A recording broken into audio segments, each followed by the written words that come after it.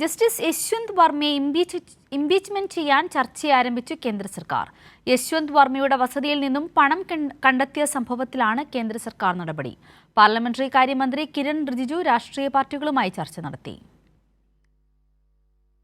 വിവരങ്ങളുമായി അബ്ദുൾ റഷീദ് ചേരുകയാണ്. അബ്ദുൾ റഷീദ്, വളരെയധികം കോളിളക്കം സൃഷ്ടിച്ച ഒന്നായിരുന്നു അന്ന് ജഡ്ജിന്റെ വീട്ടിൽ നിന്നും ജസ്റ്റിസിന്റെ വീട്ടിൽ നിന്നും പണം കണ്ടെത്തിയ സംഭവം. ഇപ്പോഴിതാ യശ്വന്ത് വർമ്മയെ ഇംപീച്ച്മെന്റ് ചെയ്യുവാനുള്ള നടപടിയിലേക്ക് നീങ്ങുകയാണ് കേന്ദ്രം. എന്തൊക്കെയാണ് വിശദാംശങ്ങൾ?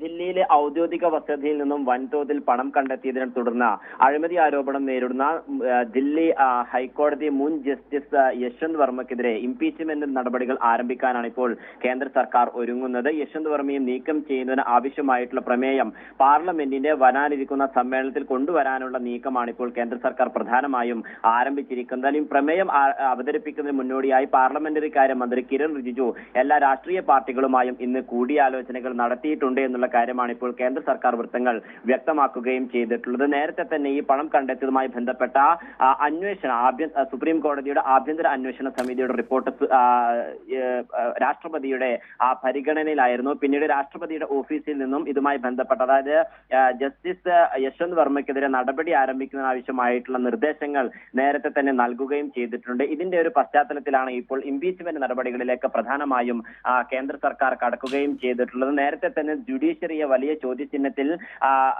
ആക്കുന്ന ഒരു സ്ഥിതിവിശേഷത്തിലേക്ക് യശ്വന്ത് വർമ്മയുടെ വസതിയിൽ നിന്ന് പണം കണ്ടെത്തിയ സംഭവം ഉയരുകയും ചെയ്തിരുന്നു. എന്തായാലും ഈ ഒരു പശ്ചാത്തലത്തിലാണ് ഇപ്പോൾ യശ്വന്ത് വർമ്മയെ ഇംപീച്ച്മെന്റ് ചെയ്യാനുള്ള ഒരു നടപടിയിലേക്ക് ഇപ്പോൾ കേന്ദ്ര സർക്കാർ കടക്കുകയും ചെയ്തിട്ടുള്ളത്. ഇതുമായി ബന്ധപ്പെട്ട എല്ലാ തുടർ നടപടികളും ഉടൻ തന്നെ ഉണ്ടാകുമെന്നുള്ള കാര്യം ഇപ്പോൾ കേന്ദ്ര സർക്കാർ വൃത്തങ്ങൾ വ്യക്തമാക്കുക. എന്തായാലും ഇന്ന് രാഷ്ട്രീയ പാർട്ടികളുമായുള്ള കൂടിയാലോചന കിരൺ റിജിജുവിന്റെ ഭാഗത്തുനിന്ന് ഉണ്ടാവുകയും ചെയ്തിട്ടുണ്ട്.